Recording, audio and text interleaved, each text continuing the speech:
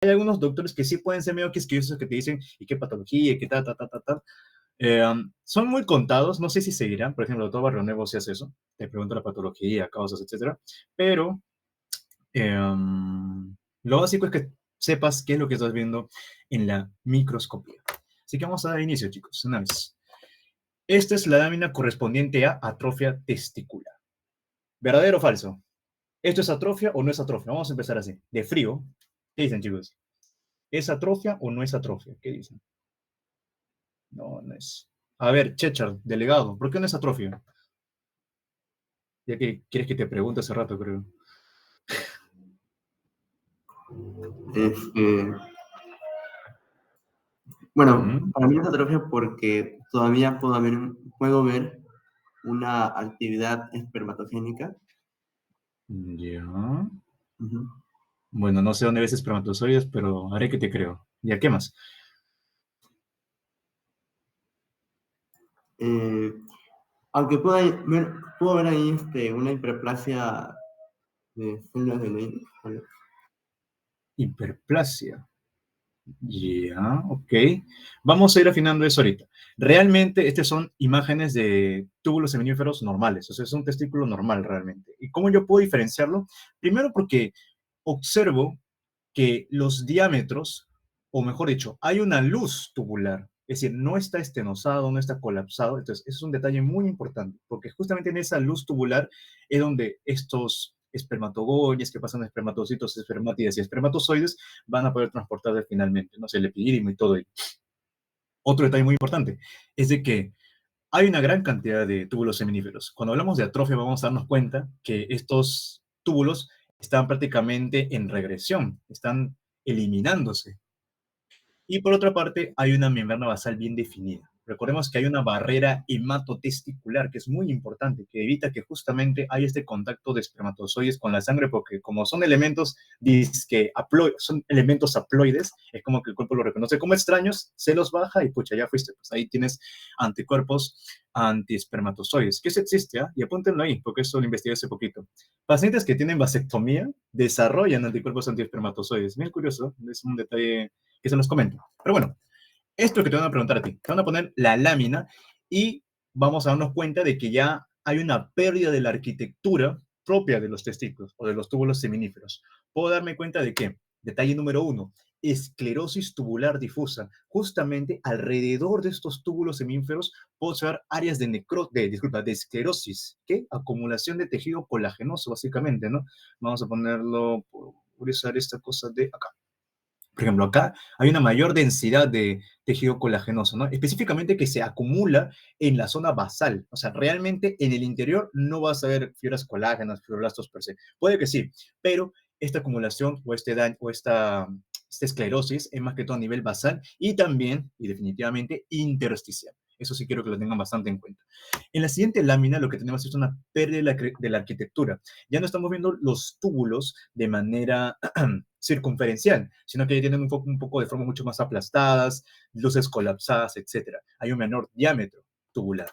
Y también lo que vamos a observar es aumento del espacio intersticial. Como anteriormente hemos visto en la anterior lámina, hay los túbulos que están bien pegados unos a otros. Sin embargo, cuando hay una atrofia testicular, esta distancia va a ir aumentando. Y justamente a nivel del intersticio, lo que va a haber es una acumulación de qué cosa? De fibrosis, tejido colagenoso, fibroblasto, no te olvides. Cada vez que se pierde parénquima, al cuerpo le es mucho más económico poder sintetizar tejido conectivo. Es lo más sencillo de sintetizar. ¿Y cuál? El tipo 1 incluso, imagínate, es más duro para el cuerpo. Bueno, este es un detalle que dijo Chechar al inicio. No estaba en la anterior lámina, pero acá sí. Acá no hay evidencia de espermatogénesis. Estamos hablando de que justamente ya hay una pérdida de la actividad justamente espermática. Por otra parte, recordemos que cuál es la célula que se encarga del sostén de la espermatogénesis. A ver, chicos, porque eso les pueden preguntar, ¿no? Diga usted cuál es la célula que se encarga de la espermatogénesis, o el sostén, o el proceso. A ver. Sertoli, claro, y el Sertoli, ¿dónde lo encuentras? En la base. Recuerda siempre eso, núcleos en forma de huevo o clara de huevo, Sertoli. Si están en el intersticio son Leydig. Entonces, acá vemos que tanto Sertoli y Leydig, pucha, ya no son prácticamente muy apreciables. Mire, esta es otra imagen de acá. Y creo que tengan en cuenta esta definición, ¿no? Porque a veces confunde mucho hablar de hialinización y de esclerosis tubular difusa. Cuando yo hablo de hialinización, que es la imagen que tenemos, por ejemplo, a la izquierda, hago referencia a este colapso de los túbulos que va a ir asociado a un depósito extracelular homogéneo, amorfo y hialino Pas positivo. Recuerdan, la tinción del ácido periódico de Schiff, el Pas, te permite identificar aquellas estructuras que tienen en su composición glucoproteínas. Es decir, este material hialino tiene glucoproteínas de por sí, ¿no? Y eso se va a ver mayormente, ¿qué cosa? A nivel basal. Vamos a ponerle acá la lupita. Ajá. Este aumento, por ejemplo, donde está mi manito, acá vería un poco de hialinización. Acá también vería un poco, mira, este material hialino que está en la base, recuerda, hialino, base, que en este caso podemos decirle que es un color más o menos eosinófilo, rosadito, a la tinción de la hematoxilina eosina. Acá también veo un poco de hialinización, que es a nivel de las bases, ojito, ¿no? Acá también, mira, hialinización, nivel de las bases. Perfecto. En cambio, la esclerosis tubular difusa, que es lo que te mencioné al inicio, es una fibrosis extensa de la pared tubular y del intersticio, y que esto va a condicionar, ¿qué cosa? A una pérdida de la arquitectura. Por ejemplo, en esta imagen que saqué un artículo, te ponen ahí, las cabezas de flecha son hialinización, y ahí te puedes dar cuenta, mira, vamos a poner acá la lupita, mira acá, hialinización en las bases principalmente, ¿no? Acá también, un poquito más, acá, hialinización, se pone la base o la membrana basal se pone un poquito más densa o más pintadito de rosado. En cambio, la esclerosis tubular difusa, vemos acá este túbulo seminífero, pero mira estas fibras, mira las fibras colágenas, acá hay una mayor fibrosis, ¿una fibrosis de qué? De la pared tubular, e incluso vamos a observar aquí en el nivel intersticial que también hay células alargadas, fibroblastos que están haciendo fibrosis a nivel intersticial. Entonces, de manera sencilla, hialinización, depósitos amorfos, hialinos, eosinófilos, como quieras decirle, a nivel de la membrana basal. En cambio, esclerosis tubular difusa es la fibrosis extensa de la pared del túbulo y del intersticio, y eso condiciona una pérdida de la arquitectura. Esa es la primera lámina. Vamos con la segunda, que es un infarto agudo de miocardio.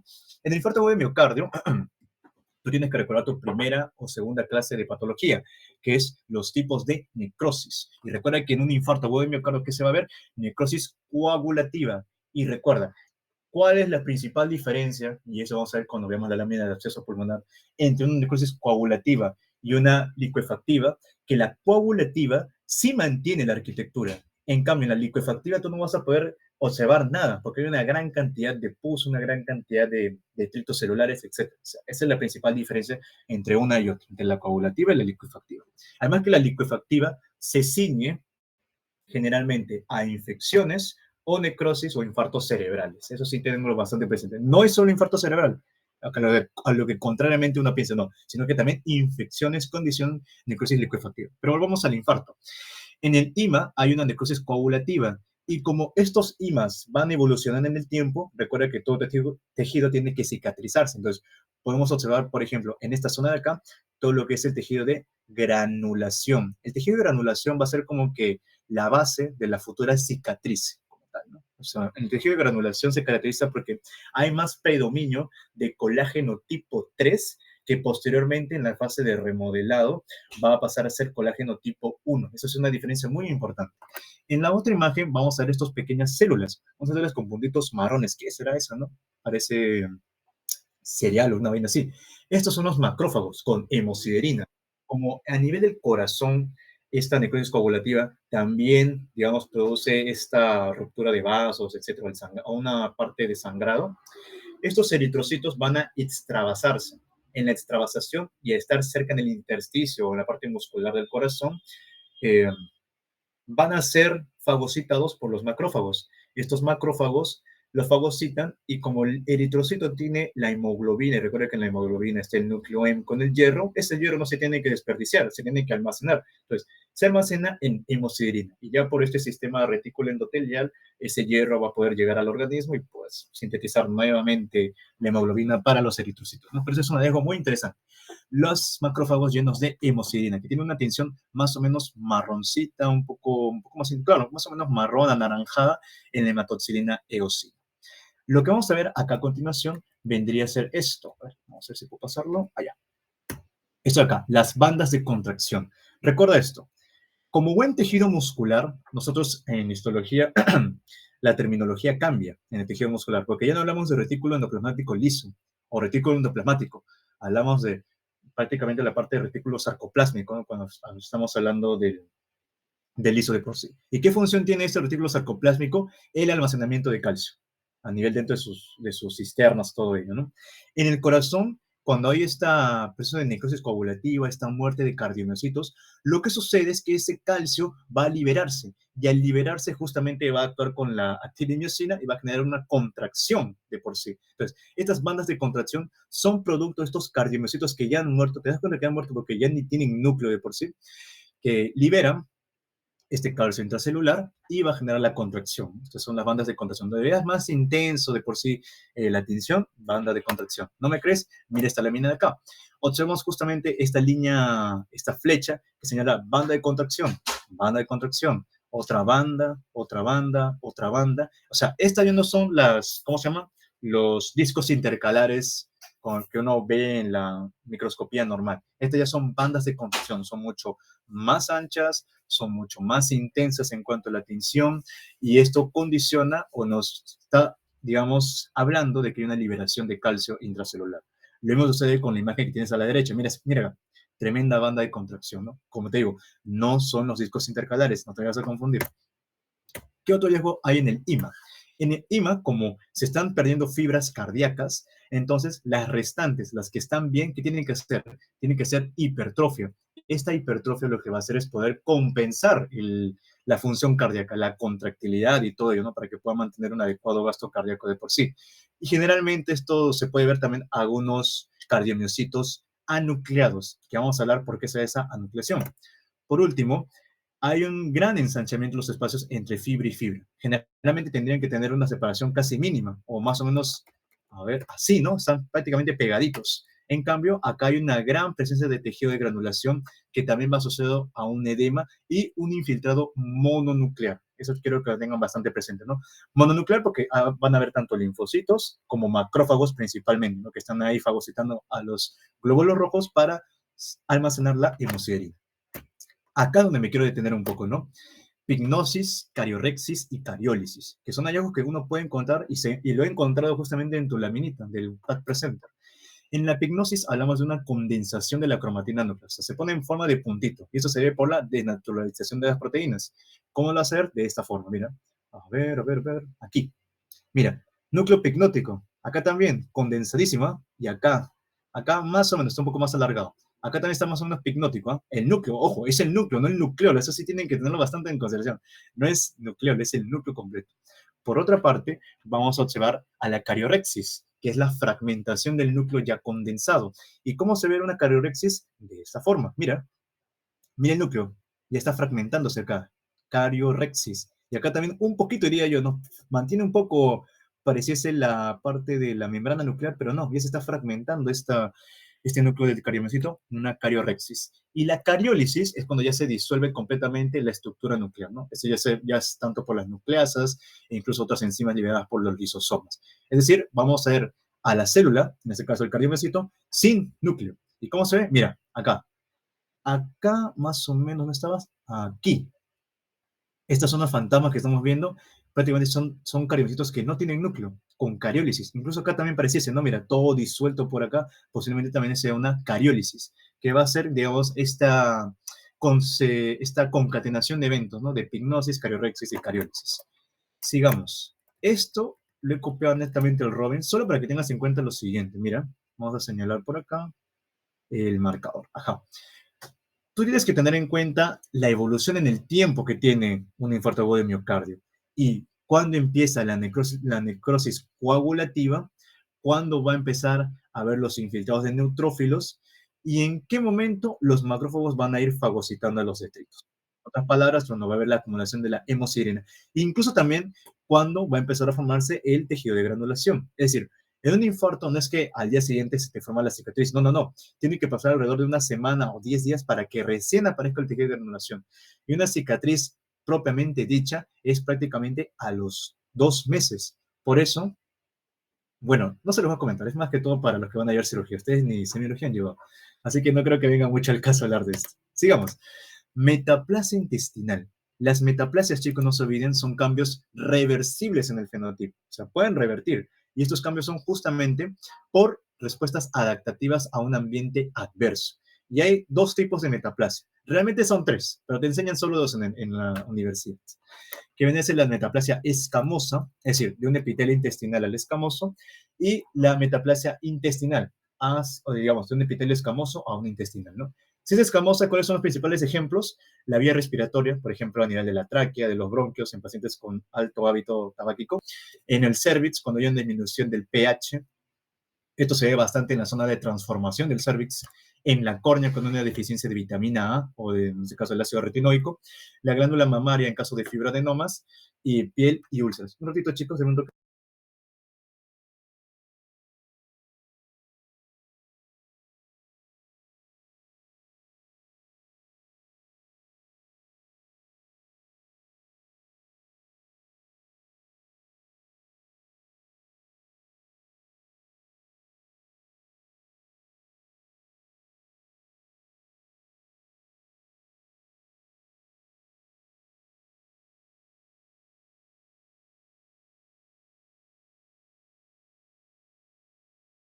Ya, listo. ¿En qué estaba? Ah, ya. Estamos hablando de la metaplasia intestinal. En este caso, la metaplasia intestinal principal, vamos a decirlo así, representante, el famoso esófago de Barrett.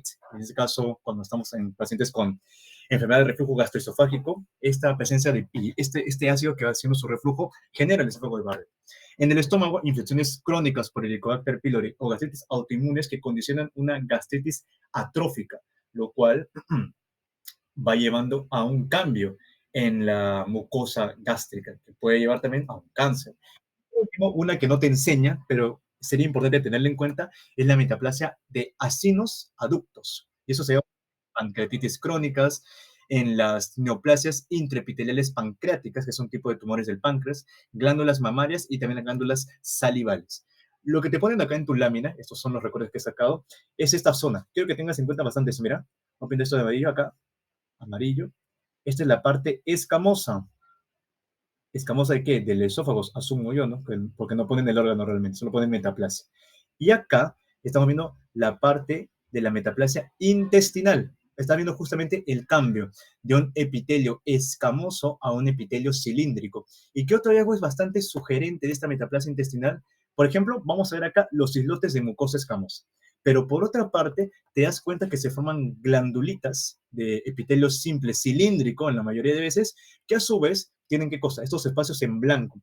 ¿Y qué son estos espacios en blanco? No son nada más ni menos que las células caliciformes. No te olvides, metaplasia intestinal. Recuerda que el intestino, criptas del liver con la mucosa intestinal hasta la colónica, tienen células caliciformes, metaplasia intestinal. No te olvides, esófago de Barrett es el principal representante de ese tipo de metaplasia. Acá también tenemos un poco más. Esta es la metaplasia escamosa. ¿Y cómo lo puedo diferenciar? Vamos a ponerlo de la siguiente forma. A ver, un colorcito que sí se nota. Acá. Mira esto de acá. Todo esto es un epitelio simple cilíndrico, realmente, no es un epitelio simple cilíndrico. Todo esto de aquí. Pero mira este punto de corte hasta acá. Hasta acá es epitelio simple cilíndrico.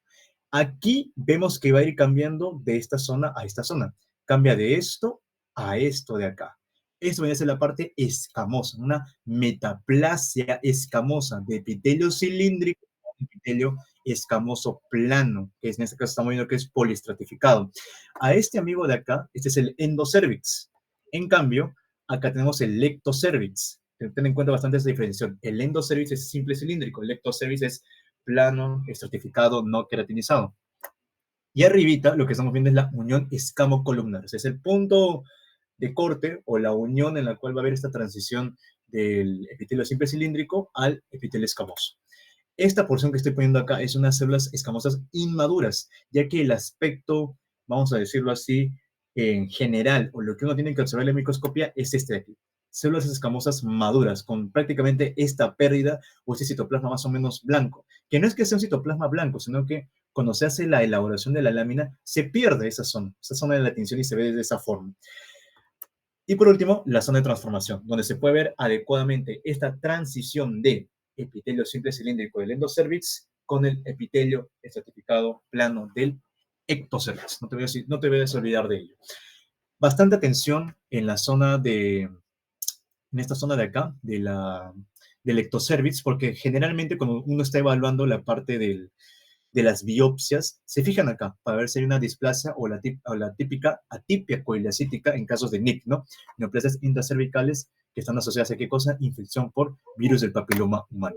Esto es justamente lo que estamos hablando, ¿no? Cuando uno ya tiene estos NIC, que el NIC ya no es un término que se utilice actualmente, sino que uno debería estar hablando de displasias de bajo grado o displasias de alto grado, pero igualmente es perosaleda, así que seguimos utilizando NIC.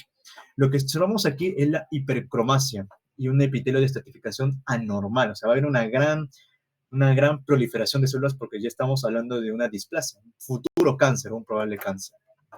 Vemos también el agrandamiento o pleomorfismo nuclear. Esto cada vez que hablemos de displasia o de cáncer, el pleomorfismo nuclear tiene que ser algo que esté en tu vocabulario de por sí. Vas a ver núcleos de distintas formas, uno más grande, otros más aplanados, otros más chiquititos, etc. Esa es la famosa atipia coilocítica, porque incluso en estos núcleos vamos a encontrar algunos halos, o sea, algunos pequeños anillitos que están rodeándolos a ellos. Atipia coilocítica. Este es un gráfico que puede describirnos un poco lo que es el NIC, ¿no? Pero como te digo, es mejor que utilices la terminología de displasia de alto y bajo grado, que igualmente se relaciona con el NIC, ¿no? Hay gráficos que te ponen la displasia y el NIC correspondiente y es lo mismo, ¿no? Solo que en este caso el NIC 1, el NIC 2 son como que los más tratables, pero el NIC 3 es cuando ya sobrepasa los 2/3, ¿no? De la capa de tejido, o mejor dicho, de la capa epitelial, ¿no? Escamosa. Ese es el famoso NIC3, a tenerlo en consideración. Acá se puede bastante esta gran proliferación anómala y esta atipia coilocítica propia de neoplasia cervical. Sigamos. La atrofia endometrial tiene que ver con lo siguiente. En este caso, uno habla de atrofia endometrial en casos de mujeres menopáusicas o ya posmenopáusicas. La imagen que te he puesto a la izquierda es un endometrio en qué fase. A ver, ¿están acá mis ayudantes? Yo creo que sí, ¿no? A ver, Chechar, contigo nomás. ¿En qué fase está este endometrio?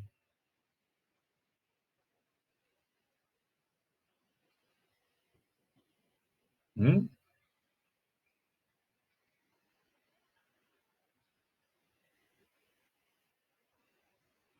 Pucha, se quedó dormido. A ver, alguien que me diga en qué fase está este endometrio. No vaya a ser que te pongan esta imagen, ¿no? Y ahí sí estás llorando.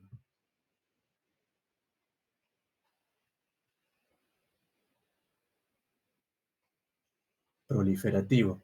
Efectivamente, es secretor. Recuerden que en la etapa proliferativa estamos hablando de glándulas rectas, tubulares, pero en la etapa secretora son glándulas mucho más tortuosas y un poco más edematizadas y en gran cantidad realmente, ¿no? Entonces, un endometrio en una mujer en edad fértil se va a ver de esta forma. Sin embargo, vamos a ver al lado derecho la atrofia endometrial. Primero, mira cómo está este epitelio bastante delgadito. Ya ahí estamos empezando un poco mal.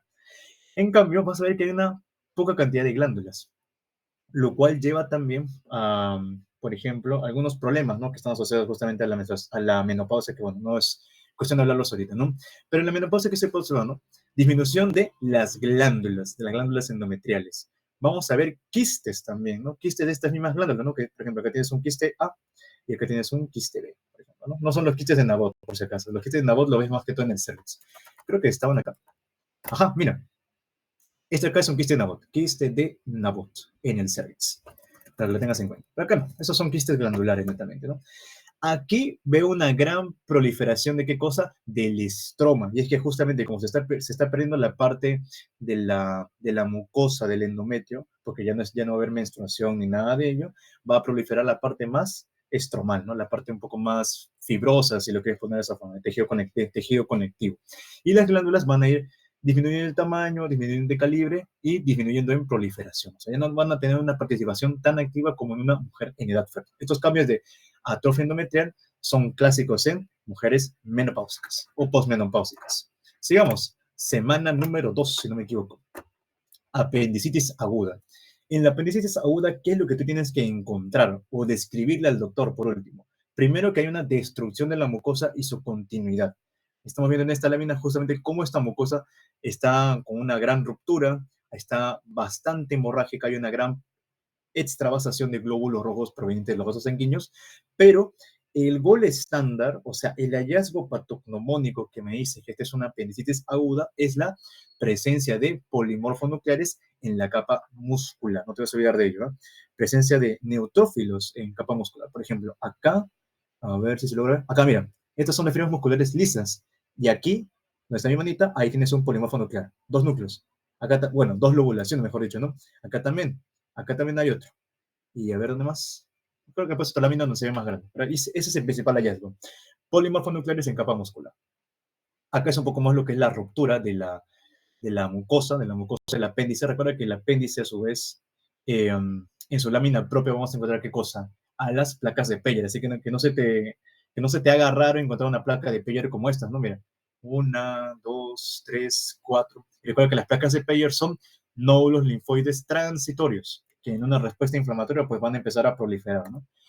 Aquí es la capa muscular y me doy cuenta ya a grosso modo de los polimorfonucleares. No, mira, acá, uno, dos, tres, cuatro, cinco, ¿ves? Hay una gran infiltración de polimorfonucleares en la capa muscular, diagnóstico de apendicitis aguda.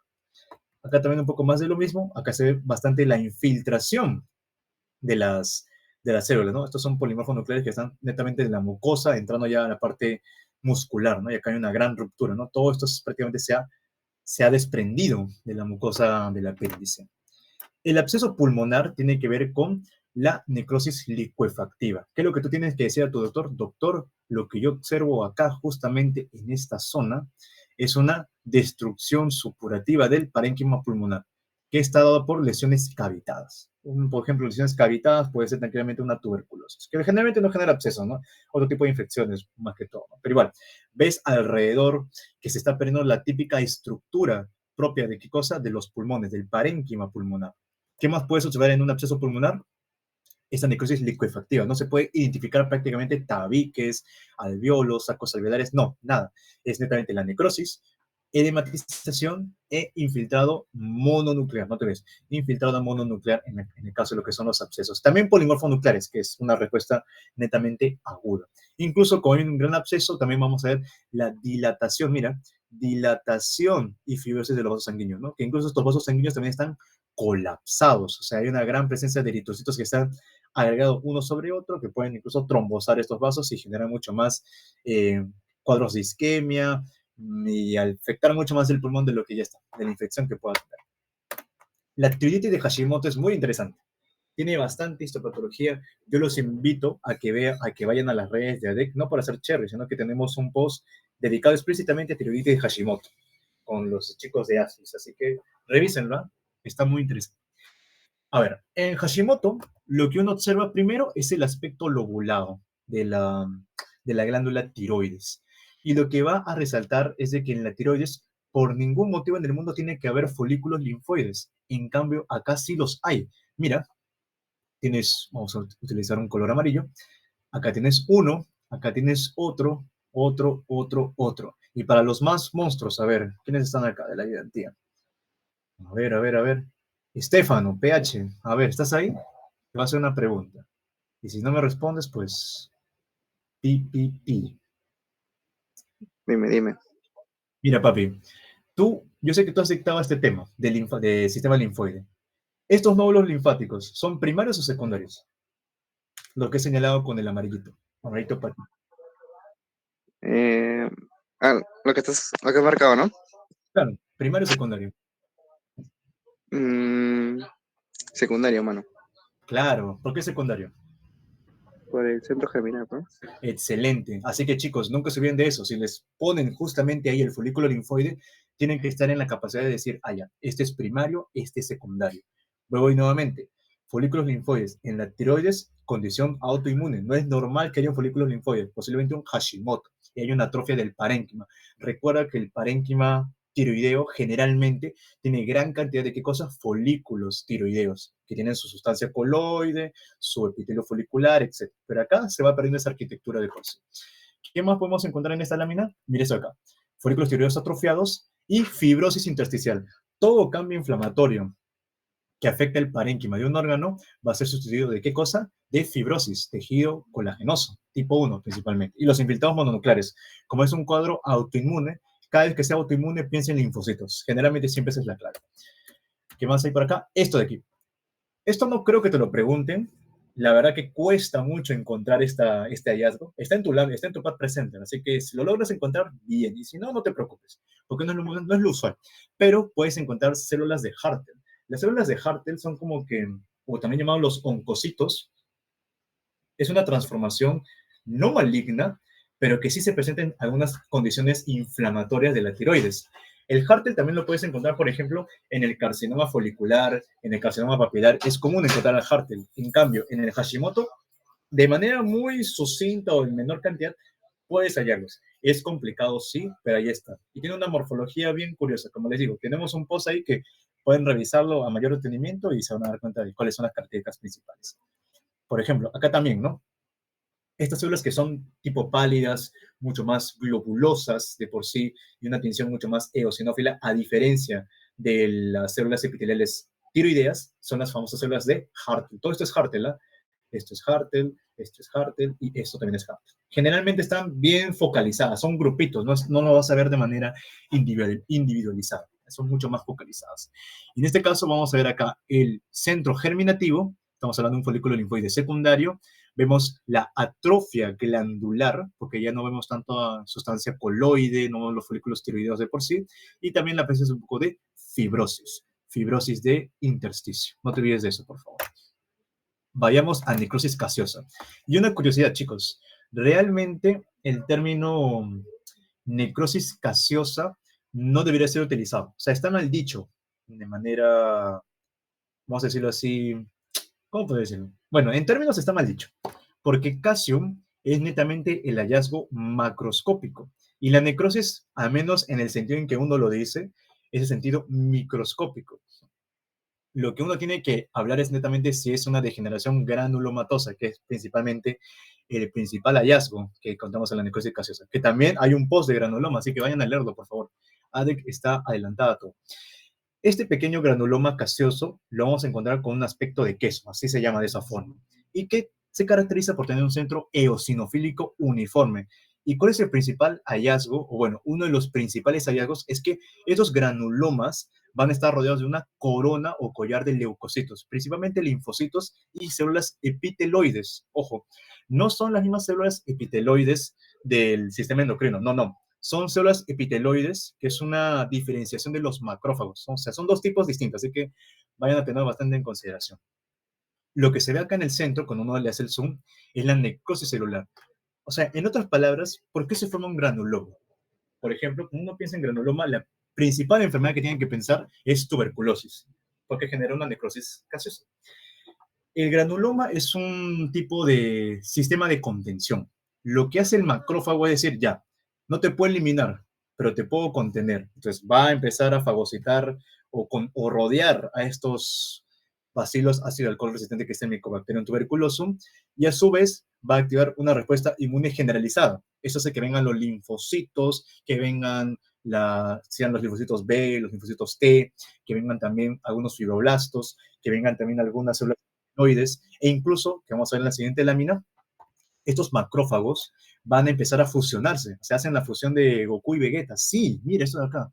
Vamos a encontrar células gigantes multinucleadas, que le dicen, por ejemplo, células de Langhans. Las células de Langhans hace referencia a células gigantes multinucleadas, que son macrófagos que se han fusionado entre sí como tal, ¿no? Que se ven dentro o incluso en la periferia del granuloma o del centro de o del núcleo del granuloma, como decir de esa forma, ¿no? Por ejemplo, aquí, vamos a poner esta forma, mira, acá, vamos a hacer el puntero, este es el diámetro central, vamos a ponerlo así, acá y rojito corazón, y acá.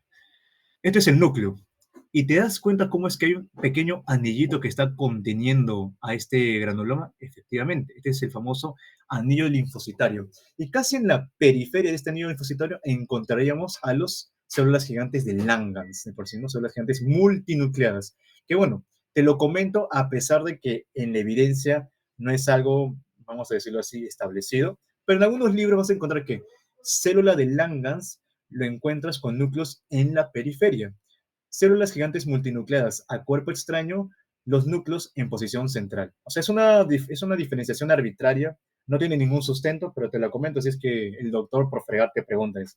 Recuerda, Langhans núcleos en herradura o en periferia, y células gigantes a cuerpo extraño, núcleos centrales. Eso sí, incluso creo que también tenemos una imagen ahí que te va a ayudar a diferenciarlo.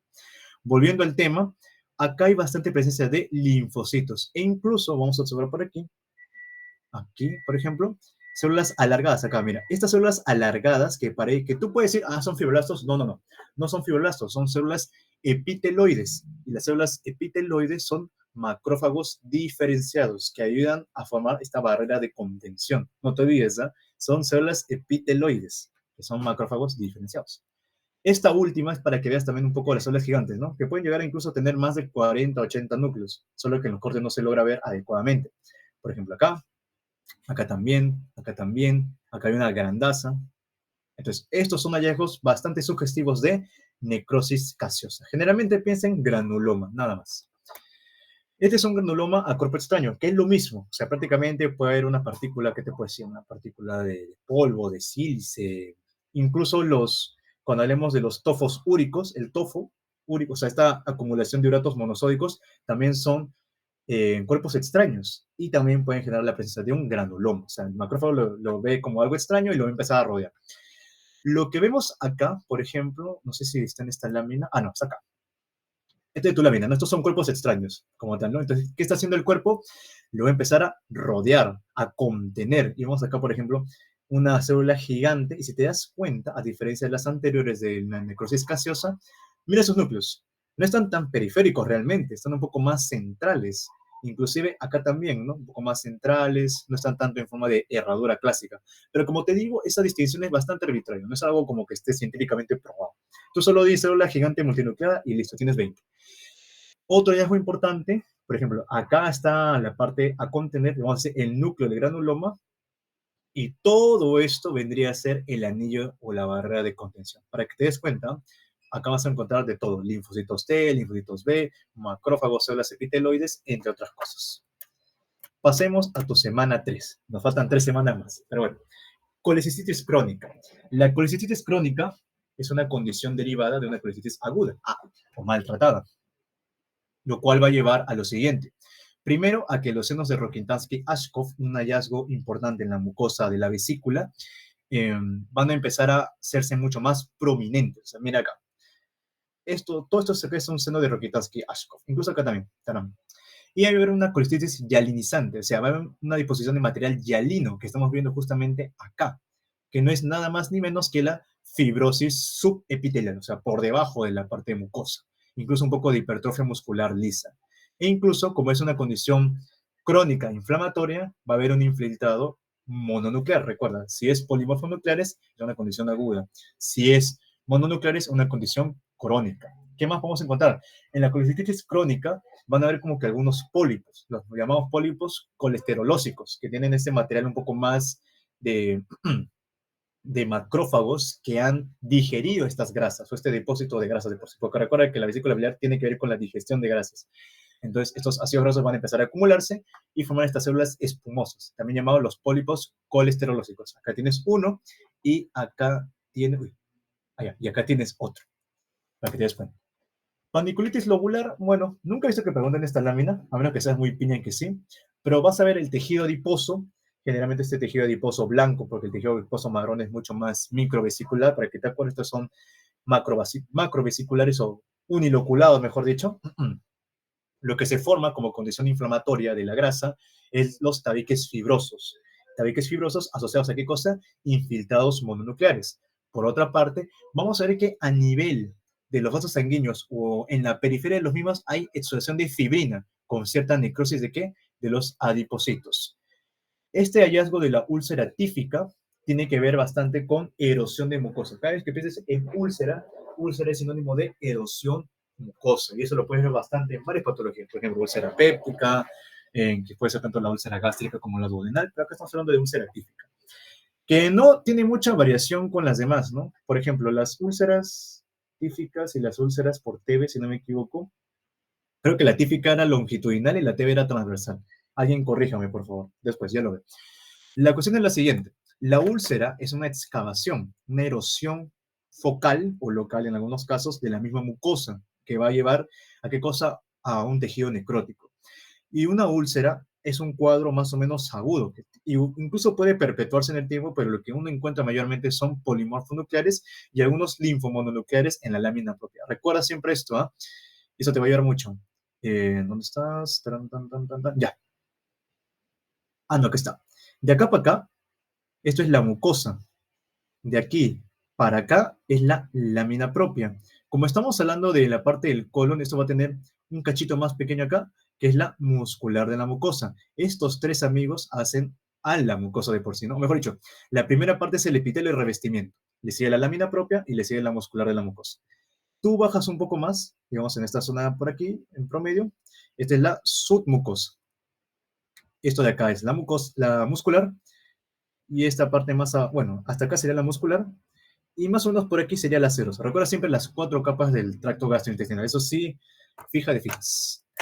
Pielonefritis crónica. La pielonefritis es un cuadro a nivel genitourinario que afecta a nivel renal, una infección del tracto urinario superior, en lo que vamos a encontrar lo siguiente. Primero, atrofia de los túbulos e incluso hipertrofia de los mismos. Es el razonamiento es muy similar a lo que sucede en el infarto agudo de miocardio. Recuerda que en el infarto agudo de miocardio morían los cardiomiocitos y los que quedaban restantes tenían que hacer la compensación de la chamba. Algo así sucede aquí también. O sea, hay algunos que se están atrofiando y los únicos túbulos que quedan, como están sometidos a una gran presión de la filtración de orina, tienen que empezar a hipertrofiarse para poder compensar a la falta de los otros. ¿Qué más vas a observar? Fibrosis periglomerular, con una obliteración fibrosa. Es decir, estos glomérulos que vienen teniendo su parte del mesangio, los vasos y todo eso, va a empezar a esclerosarse, o sea, va a empezar a fibrosarse como tal, ¿no? O sea, no va a haber una función adecuada de estos glomérulos y van a empezar a obliterarse. Y por último, hay algunos túbulos, estos túbulos renales, que pueden estar llenos de coloides, un hallazgo llamado la tiroidización del riñón, o en este caso, del parénquima renal, ¿no? De la nefrona, mejor dicho. Tiroidización de la nefrona, presencia de sustancia coloide dentro de los túbulos. Esos son hallazgos muy importantes de la pielonefritis crónica.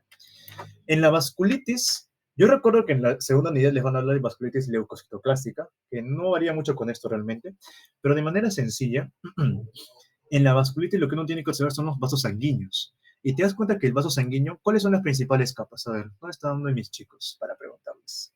A ver, a ver, a ver. Michelle, tú mismo, la revelación de Deck. ¿Qué capas tiene un vaso sanguíneo? No te me escapes, ¿sabes que estás ahí? Que te he visto chateando en el chat hace un rato. ¿Qué capas tiene el vaso sanguíneo? Uy, se me ha echado a dormir Michelle, ¿eh? ¿Qué fue? Chechar, ¿estás ahí? Para no sentirme muy esquizofrénico. Dime. ¿Qué son las capas del vaso sanguíneo? Había túnica íntima, media y alenteja. Y en la túnica íntima, ¿qué encuentro? El endotelio. Efectivamente. Entonces, cuando uno ve la vasculitis crónica, hay una alteración endotelial. Inclusive, estas células, generalmente la vasculitis es un cuadro autoinmune, parte de la reumatología, va a haber gran infiltrado mononuclear, como estamos observando en esta imagen de acá. Se dan cuenta que en este vaso sanguíneo que está en la dermis de la piel, porque esto es piel, por si acaso, acá tienes tu estrato basal, espinoso, granuloso, córneo y lúcido, por la piel gruesa, te das cuenta de que hay una gran presencia de infiltrado mononuclear alrededor de la pared del vaso sanguíneo. Y el endotelio está un poco más deformado, un poco más hinchadito, que genera inflamación, vasculitis. Acá también hay una gran inflamación que incluso empieza a obliterar. Mira este vaso sanguíneo, está todo obliterado. Acá también, acá está bien, pero aquí también está cerrado, acá también está cerrado, etcétera, etcétera, etcétera, ¿no? Estos son vasos sanguíneos mucho más grandes, de un mayor calibre, pero date cuenta de cómo están sus paredes, ¿no? Recuerda, la pared, la túnica íntima donde está el endotelio, y la túnica media donde está la parte muscular, y la túnica externa, ¿no? Donde está la parte colagenosa, todo eso. Pero acá te das cuenta de que hay una gran cantidad de células, y no es la clásica disposición de las fibras musculares lisas, sino que hay gran cantidad de linfocitos, ya sean T, B, etcétera, que están infiltrando y que están dañando la pared del vaso sanguíneo. Y esto también que genera una extravasación de sangre, formación de trombos. Por ejemplo, esto posiblemente haya sido un trombo que está pegado a la pared, ¿no? Y así esos trombos se despegan, estamos hablando de émbolos, ¿no? Como tal. Así que esto vendría a ser la parte de la vasculitis crónica. ¿Qué más te pueden preguntar, al menos teóricamente de esto? Que puede ser vasculitis de grandes vasos, medianos vasos o pequeños vasos. Pero no te voy a marear, eso ya lo vas a hacer en medicina interna, así que pasito a pasito. Sigamos. La amiloidosis renal, que es algo que lo que estábamos hablando en la enfermedad por depósitos en la primera parte, vamos a ver depósitos túbulo-intersticiales de la sustancia amiloide. Y recuerda, la amiloidosis es extracelular, muy distinto a los hallazgos intracelulares de los cuerpos de Mallory, los cuerpos de Lewis. No. Estos son extracelulares. Todo lo que tiene que ver con proteínas, porque la sustancia amiloide es es una sustancia proteineasa realmente, es extracelular. Y esto va a generar, ¿qué cosa? Atrofia y fibrosis de los túbulos renales. A su vez, vamos a ver un gran engrosamiento de la matriz mesangial. Recuerda, todo esto es el mesangio, la estructura mesangial. Infiltrados inflamatorios y también material rosa amorfo que se va a encontrar dentro del intersticio glomerular, ¿no? Esto es la parte de la amiloidosis. Luego, en la calcificación distrófica, netamente recuerda cuando hablamos de calcificación distrófica y metabólica. Eso sí es una diferencia muy importante. Pero en sí, en la hematocilina eosina, el calcio siempre se va a ver de manera violácea, o sea, va a ser muy intensa, tiene una vasofilia muy activa. Son vasos comprometidos por calcificación distrófica, generalmente en la túnica media. Ese es el material vasofílico que se comenta. Eso es un vaso parecido con aterosclerosis, ¿no? Esto parece un poco la placa de ateroma. La placa de ateroma se ha roto y ha desprendido esta parte del vaso, generando esta extravasación de sangre, ¿no? Un fenómeno normal de qué cosa? De una aterosclerosis de larga data. Acá también la pared fibrosada con material granular, ¿no? Un engrosamiento de la íntima. La arteriosclerosis. A ver, vamos a preguntar esto. Esto me parece muy interesante. A ver, ¿quién está acá? ¿Quién más está acá? ¿Cómo que no está Vaguito? Pucha. Así está. A ver, mi estimado Vaguito. Estarás atento, ¿no? Pucha, sí, no nos convoqué, amigo. ¿Cuál es la diferencia entre aterosclerosis y arterioesclerosis? Y arterioloesclerosis. ¿O son lo mismo? Mismo floro. ¿Tú qué dices?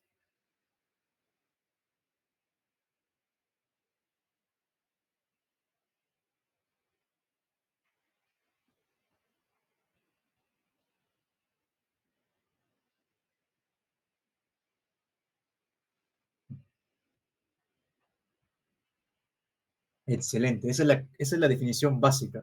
Recuerden, arterioesclerosis es justamente el engrosamiento o la esclerosis, valga la redundancia, de las arterias. La arterioloesclerosis es con las arteriolas. Pero cuando te ponen ateroesclerosis, atero ya está implicando la formación de una placa de ateroma, un core lipídico asociado a una capa fibrosa, ¿no? Un manto fibroso que le está cubriendo a que no se rompa y eso genere una trombosis, ¿no? Eso es muy importante que tengan en cuenta esos términos.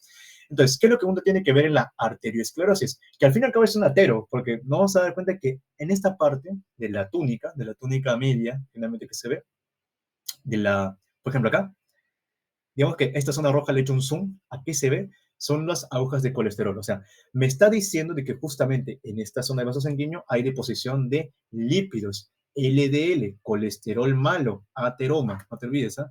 Y también, a su vez, va a haber una fibrosis de la túnica íntima, porque lo que tiene que hacer la íntima es poder engrosarse lo más posible para que de esta forma este core lipídico, que a su vez también tiene otros factores de coagulación, prostaglandinas, etcétera, no se rompa, se libere y eso genera un trombo. O sea, esa es la idea de la fibrosis de la túnica íntima. Porque recordemos, la túnica íntima en un vaso sanguíneo es bastante delgada, así sea arteria o así sea vena. Pero acá va a diferir un poco, ¿no? O sea, va a empezar a compensar o proteger la placa de ateroma, o el core lipídico, mejor dicho, ¿no? Incluso puede haber algunos macrófagos también alrededor y unos detritos necróticos. Recordemos que en la fisiopatología de la aterosclerosis, recordemos que se deposita el LDL. Este LDL es oxidado por los macrófagos. Tenemos un LDL oxidado que va a ser fagocitado. Este es un proceso por la reacción de Fenton. Es fagocitado, se vuelve célula espumosa, esa célula espumosa se muere y a su vez va liberando unas situaciones inflamatorias que convocan, en primer lugar, fibras musculares lisas vasculares, lo cual va hipertrofiando la parte de la íntima. También algunos fibroblastos, algunas plaquetas, etcétera, etcétera, etcétera, y eso genera la placa ateroma. Tofo úrico tiene que ver con el tema de la artropatía por microcristales, la famosa gota de porcino. En la gota lo que uno va a observar es el depósito de ácido úrico. pero no es el ácido úrico así puro, sino que está en una forma llamada cristales de urato monosódico. No se ven eso, son los cristales de urato monosódico. ¿Y cómo se ven esos cristales de urato monosódicos? Así. Todo esto de acá es cristales de uratos. Acá también. Estas zonas amorfas y eosinófilas son depósitos de cristales de urato monosódico. Esto es tu lámina del Pad Presenter. Y, no. Acá, este es otro que saqué, ¿no? Como te había mencionado anteriormente, el tofo úrico o estos cristales son cuerpos extraños. Entonces, bajo la misma lógica de la necrosis gaseosa y del cuerpo extraño que se va a formar, granulomas.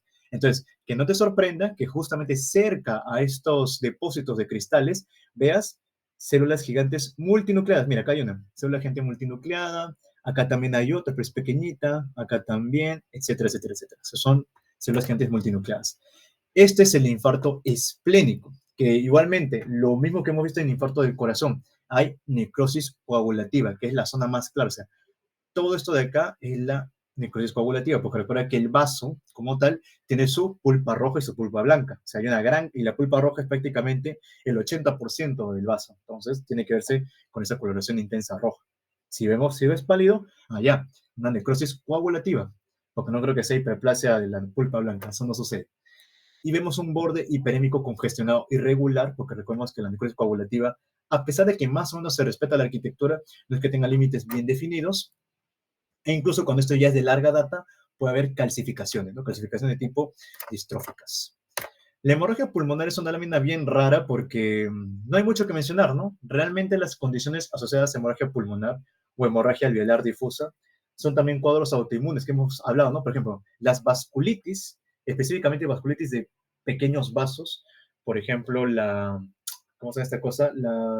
La poliangiitis microscópica genera un cuadro de hemorragia pulmonar o una hemorragia alveolar difusa que te puede condicionar estos hallazgos, ¿no? Por ejemplo, vamos a ver acá la presencia de macrófagos con su clásica hemosiderina, porque hay una gran extravasación, hay una gran hemorragia y edema a nivel del parénquima pulmonar, como estamos viendo en esta parte aquí.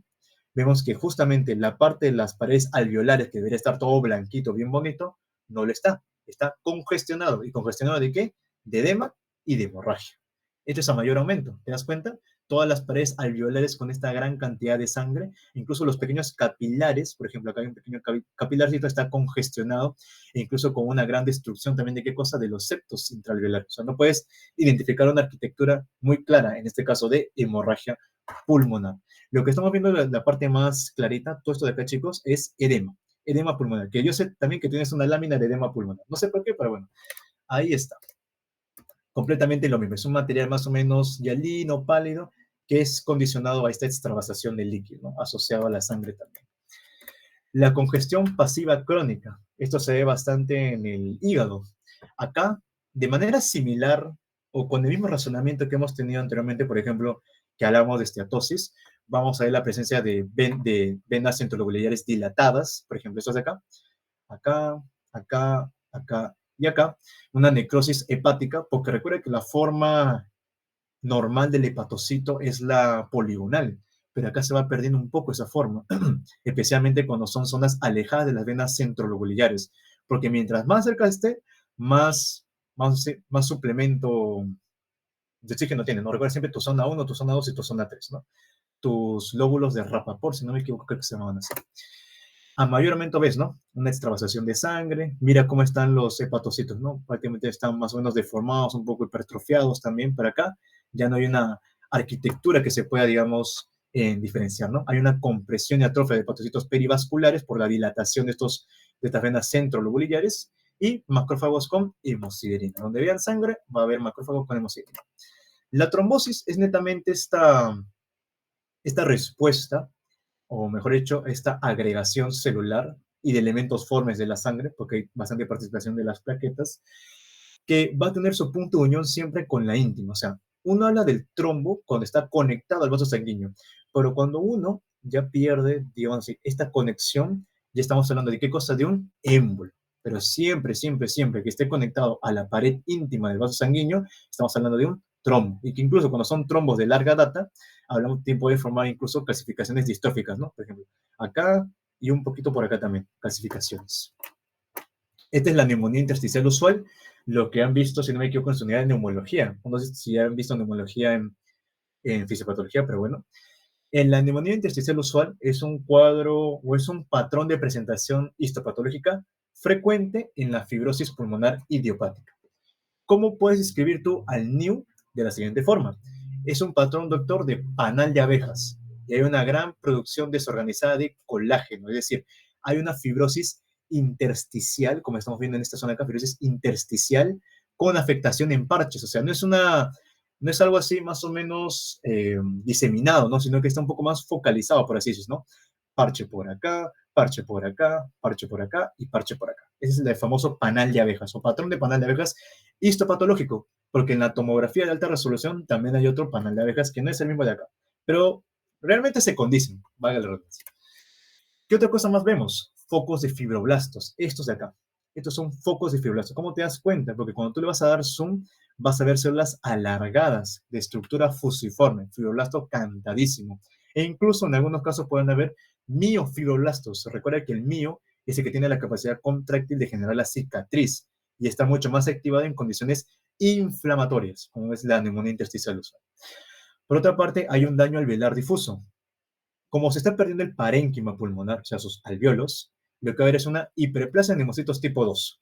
Va a haber una membrana hialina, que es este depósito de estos detritos, y también tabiques edematosos. Mira, membranas hialinas, como estás viendo acá, membrana hialina. El pénfigo vulgar es también un cuadro bastante amplio en la dermatología, pero solo dos cositas del pénfigo vulgar. Recuerdo que es una enfermedad que forma ampollas. Ya, empezamos bien por ahí. El término que te ayuda a decir de que se ha desprendido o hay una pérdida de la conexión en la epidermis es acantólisis. O sea, tú no puedes decir, ah, se perdió la conexión de la epidermis. No, no, no. O se rompió la epidermis. No, tiene que decir acantólisis intraepidérmica suprabasal. ¿Por qué? Porque el pénfigo vulgar se tiene que diferenciar del pénfigo foliáceo y de otros más. Pero generalmente el pénfigo vulgar es acantólisis intraepidérmica suprabasal, por encima de la capa basal del estrato epidérmico, ¿no? ¿Qué otra cosa más es interesante ver del pénfigo? Por ejemplo, en la zona de la cantólisis hay un hallazgo llamado patrón de lápidas, y es que en la parte suprabasal vamos a ver algunos queratinocitos basales que están adheridos de por sí entre ellos como si fuesen algunas tumbas, ¿no? Por eso dicen patrón de lápidas.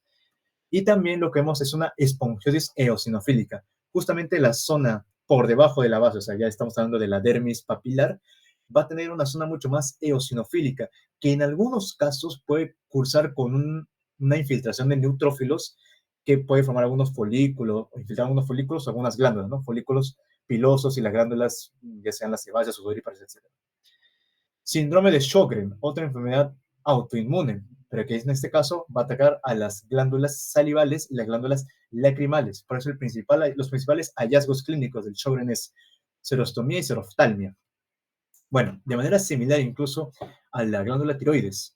Como son glándulas que tienen que secretar su sustancia, ya sea serosa, mucosa o lo que sea, la hormona que sea, no es normal que hayan folículos linfoides. Pero como es un cuadro autoinmune, acá vamos a encontrar folículos linfoides, o mejor dicho, una infiltración linfocítica periductal, o sea, alrededor de los ductos o perivascular de estas glándulas, ¿no? Esa es la famosa cialoadenitis focal linfocítica. Después vamos a encontrar una sustitución del parénquima por grasa. O sea, acá no vamos a ver tanto la fibrosis, sino una gran deposición grasa. Y estos hallazgos se ven bastante cuando se hacen biopsia de glándulas salivales, ¿no? Para ver un shock. ¿Qué más vemos? Atrofia de los acinos, una cielonitis esclerosante y también obstrucción de los conductos por una hiperplasia frente a la respuesta inflamatoria. Penúltima lámina, rechazo renal crónico. En este caso, pacientes que han sido trasplantados. Recuerda que hay un rechazo renal hiperagudo, agudo y crónico. Es cuando ya vemos una alteración ya de los vasos de mayor calibre. O sea, que hay una lesión endotelial, acá hay bastante hemorragia, es el principal hallazgo. Hemorragia y arterioesclerosis. O sea, hay un engrosamiento de la íntima y oclusión de la misma. Bastante trombosis de los vasos sanguíneos. Como incluso a nivel del parénquima de este riñón, vamos a hacer una glomerulopatía. Hay una formación de una doble membrana basal y los capilares que están rodeándolos van a estar inflamados también, la famosa capilaritis peritubular. Por último, como es un rechazo renal crónico, van a participar los linfocitos y si hay linfocitos, hay también miofibroblastos de por medio, fibrosis intersticial e infiltrado mononuclear disperso. Por último, y no menos importante, la enfermedad insignia de la reumatología, glomerulonefritis lúpica. En la nefritis lúpica, que en este caso es un patrón difuso segmental global, para que lo tengas ahí en consideración, vamos a ver aumento de la hipercelularidad mesangial y endocapilar. Mire este mesangio, bastante cantidad de células. Incluso cuando ves los capilares, estos pequeños acá, hay una gran cantidad de células también, ¿no? Aquí vemos asas de alambre, vemos las famosas asas de alambre, que son unas estructuras rígidas como tal, ¿no? Que es propio también de la... Disculpen, acá tendría que decir eh, nefritis lúpica, lapsus brutus alianzus. Las asas de alambre son propias de la nefritis lúpica. También, dependiendo el grado en que se encuentre, porque la nefritis lúpica tiene tipo 1, 2, 3, 4, 5 y 6 también, dependiendo del caso, puedes encontrar las semilunas o las crescencias por una adhesión del epitelio a la cápsula de goma, ¿no? Por ejemplo, estas son las famosas semilunas, ¿no? Semilunas por acá también, etcétera, etcétera, etcétera. Y con eso, muchachones y muchachonas, acabamos el repaso de láminas. ¿Alguna duda, pregunta, queja, sugerencia? Si no, ya los digo con mi siguiente compañero, que le debió tocar antes, pero bueno, aquí estamos. ¿Dudas, preguntas? ¿No? Chévere, chicos. Bueno, ya están aburridos de mí. Nada más desearles suerte en su examen, que les vaya muy bien. Y si tienen alguna duda, ahí ya tienen mi contacto, ya sea por medio de Chechar o cualquiera de los chicos de ADEC de la 23. Con toda la confianza les puedo ayudar. Y bueno, esto ya se lo va a pasar a su delegado, así que no se preocupen. Chicos, que tengan noches buenas y muchos exitosos en su examen.